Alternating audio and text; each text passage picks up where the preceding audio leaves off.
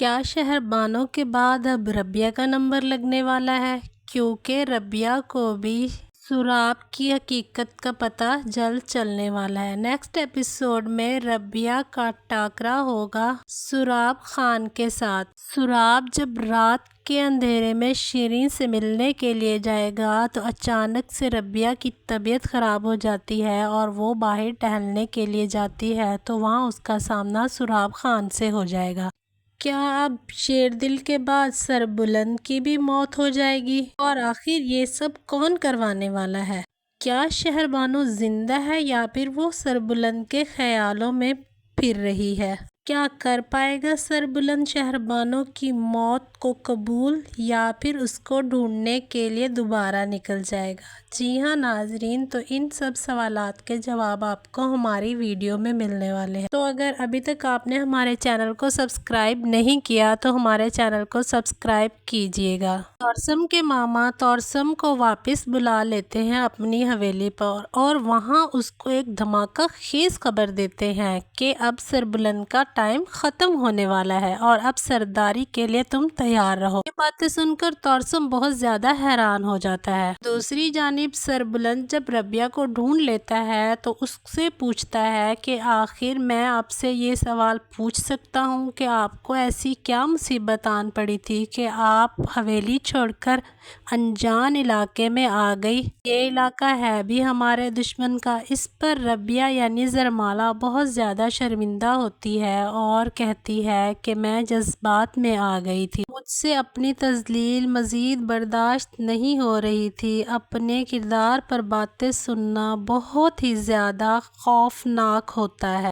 میں گھبرا گئی تھی اور مجھے اب یہ مناسب نہیں لگا کہ میں مزید اس حویلی میں رہ کر مزید الزامات برداشت کروں، کیونکہ آپ کی حویلی کے لوگ شہربانو کی موت کا ذمہ دار مجھے ٹھہرا رہے ہیں۔ اس سے پہلے ہی میرے اوپر ایک اور الزام ہے جو کہ حقیقت بھی ہے کہ مدثر کی موت بھی میری وجہ سے واقع ہوئی ہے۔ اس پر سربلند ربیہ کو حوصلہ دیتے ہوئے کہتا ہے کہ جس کا جب ٹائم آیا ہوتا ہے وہ اس وقت چلا جاتا ہے، اس میں تمہارا بھلا کیا قصور ہے؟ میں بی جان اور شہربانو آخر تمہاری کتنی عزت کرتے تھے، تم نے ہمارا مان بھی نہیں رکھا۔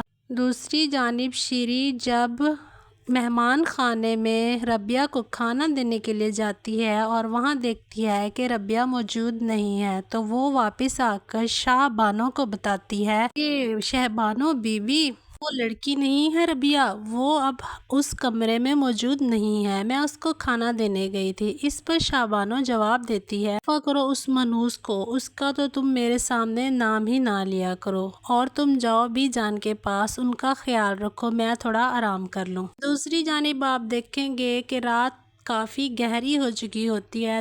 سربلند ربیہ سے کہتا ہے کہ اگر آپ کی اجازت ہو تو ہم آج کی رات انہی کھنڈرات میں گزاریں، کیونکہ دشمن کے علاقے میں رات کے وقت سفر کرنا بہت ہی زیادہ نامناسب ہو سکتا ہے۔ پر ربیہ مان جاتی ہے اور کہتی ہے کہ اس کے علاوہ ہمارے پاس اور کوئی چارہ بھی نہیں ہے۔ دوسری جانب شیریں سراب کی محبت میں اڑتی پھر رہی ہے اور وہ سمجھ رہی ہے کہ وہ اس کو اپنی بیوی بنا لے گا، لیکن وہ اس حقیقت سے ناواقف ہے کہ نواب لوگوں کی بیویاں الگ اور رکھیل الگ ہوا کرتی ہیں۔ شیریں نے بھابھی نور کا جو نیکلس چرایا تھا وہ اس کو اٹھا کر دیکھ رہی ہوتی ہے کہ اسی ٹائم دوسری نوکرانی بھی کمرے میں آ جاتی ہے اور کہتی ہے کہ تم کیا کر رہی تھی؟ اس پر شیریں کہتی ہے کچھ نہیں، اپنا دل بہلانے کے لیے اپنے کپڑے دوبارہ سے سیٹ کر اپنی صندوقچے میں رکھ رہی تھی۔ اس پر دوسری نوکرانی کہتی ہے کہ مجھے شہربانو بیوی کی موت کا بہت زیادہ صدمہ ہوا۔ ہاں تم کسی کو بتا رہی تھی نا کہ اس نے خودکشی کی ہے، آخر تمہیں کیسے پتا؟ اس پر شیریں جواب دیتی ہے کہ ہاں میں نے بھی کسی سے سنا تھا۔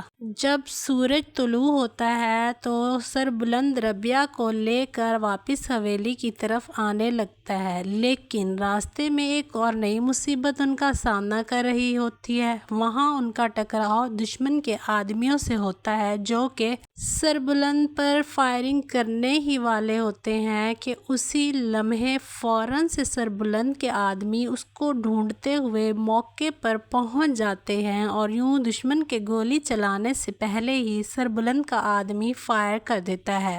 سربلند دشمن کے آدمی کو یوں مرا پڑا دیکھ کر فوراً سے اس کی گن اٹھا لیتا ہے اور سامنے والے پر تان دیتا ہے، جس پر فوراً ہی سربلند کا آدمی کہتا ہے سردار میں ہوں۔ یوں سردار کی جان میں جان آ جاتی ہے اور وہ ربیہ کو لے کر واپس حویلی پہنچ جاتے ہیں اور نوکر سے کہتا ہے کہ آپ بی بی کو پچھلے راستے سے واپس مہمان خانے تک پہنچوا دو، اور ہاں یاد رکھنا یہ بات راز رہنی چاہیے، اس بات کا کسی کو علم نہیں ہونا چاہیے کہ رات کو ربیہ غائب تھی یا ربیہ میرے ساتھ تھی۔ ربیہ یعنی کہ زرمالہ۔ یوں ربیہ سربلند کی باتوں سے ایگری کرتی ہوئی نوکر کے ساتھ چلی جاتی ہے، جو کہ اس کو چپکے سے ادھر حویلی پچھلے راستے سے پہنچانے جا رہا ہوتا ہے، لیکن وہاں پر ایک اور ٹویسٹ آنے والا ہے۔ چالاک شیری اس کا پیچھا کرتے کرتے وہاں بھی پہنچ جاتی اور پچھلے راستے سے دیکھ لیتی ہے کہ ربیہ جو کہ رات کو حویلی میں موجود نہیں تھی اب واپس آئی ہے۔ وہ فوراً سے ربیہ کے کمرے میں جاتی ہے اور کہتی ہے کہ آخر کہاں غائب تھی تم رات بھر؟ اس پر ربیہ تحمل کا مظاہرہ کرتے ہوئے جواب دیتی ہے کہ کہیں بھی تو نہیں، میں یہیں تھی۔ اس پر شیری غصے سے کہتی ہے کہ مجھے پتا ہے تم ابھی ابھی واپس آ رہی ہو، سچ سچ بتاؤ کہاں گئی؟ اس پر ربیہ کہتی ہے کہ تمہیں جو سوچنا ہے سوچو۔ شیری جواب دیتی ہے کہ تم مجھے نہیں جانتی، میں ابھی جا کر نور بھابھی اور سردار سراب خان کو ساری حقیقت بتا دوں گی کہ تم رات بھر حویلی سے باہر رہی ہو۔ ربیہ جو کہ پہلے تو بہت بھولی بھالی اور معصوم بنی پھرتی تھی، اب تو اس کو بھی زبان لگ گئی ہے۔ وہ فوراً سے جواب دیتی ہے کہ ہاں ہاں جاؤ، جس کو بتانا ہے بتاؤ، تم بھی مجھ سے واقف نہیں ہو، نوکرانی بن کر رہو، ورنہ میں بھی سربلند کو ساری حقیقت بتا دوں گی۔ اس پر شیری کو غصہ تو بہت آتا ہے، لیکن وہ کمرے سے باہر آ جاتی ہے۔ آخر وہ ٹھہری نوکرانی، وہ کیا ہی کر سکتی تھی، اور دل ہی دل میں سوچ لیتی ہے کہ اب وہ اپنی ذلت کا بدلہ ضرور لے گی۔ دوسری جانب سراب جب واپس گھر لوٹتا ہے تو اس کے ہاتھوں پر یوں پٹیاں بندھی دیکھ شیری کا تو جیسے دل منہ کو آ جاتا ہے۔ وہ فوراً سے دوڑتی ہے سراب کی طرف، لیکن اس کے پہنچنے سے پہلے ہی بھابھی نور آ جاتی ہے۔ سراب شیری کو رک جانے کا اشارہ کرتا ہے۔ شیری بے صبری سے سراب کو دیکھ رہی ہوتی ہے اور اس سے اس کی یہ حالت برداشت ہی نہیں ہو رہی ہوتی۔ نور بھی حیران ہوتی ہے اور سراب سے پوچھتی ہے کہ یہ آپ نے اپنے ساتھ کیا کیا؟ اس پر سراب کہتا ہے کہ میں اپنی بہن کی بے بسی پر ماتم کر رہا ہوں کہ میری بہن اس دنیا سے چلی گئی، اسی کی سزا میں اپنے آپ کو دے رہا ہوں۔